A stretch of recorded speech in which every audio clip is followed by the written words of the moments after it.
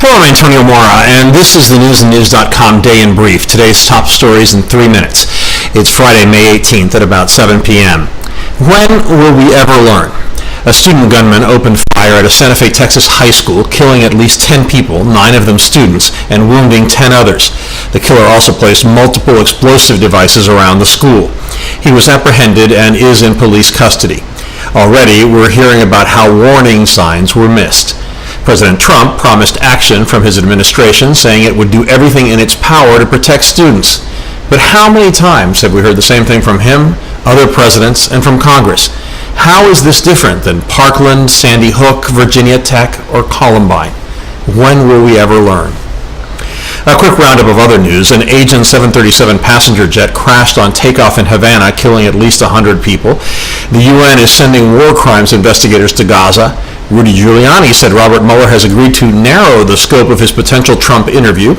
Trump tweeted that the Department of Justice infiltrated his campaign with a spy, and he slammed the media for leaving out important context in the reporting of some immigration remarks he made this week. NBC's Chuck Todd said Trump was right to be critical.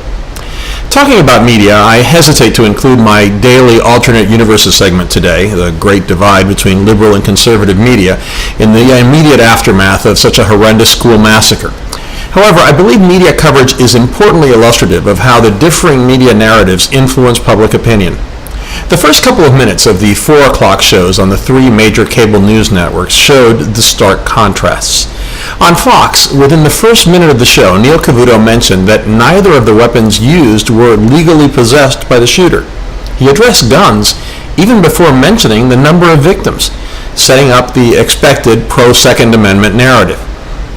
CNN and MSNBC initially did more straightforward reporting about what happened, but they eventually reported how 2 armed guards at the school, despite heroically engaging the shooter, failed to stop the killings. That, much more subtly, raised their anti-NRA narrative, showing how armed, trained officers failed to prevent the killings, that good guys with guns can't always stop bad guys with guns.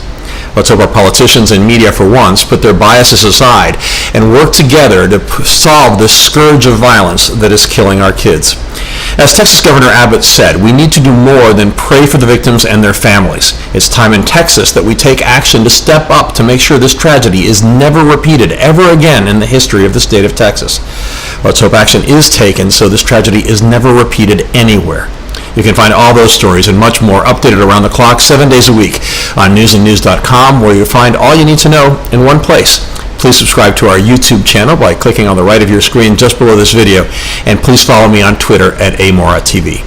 I'll see you Monday. Have a good weekend.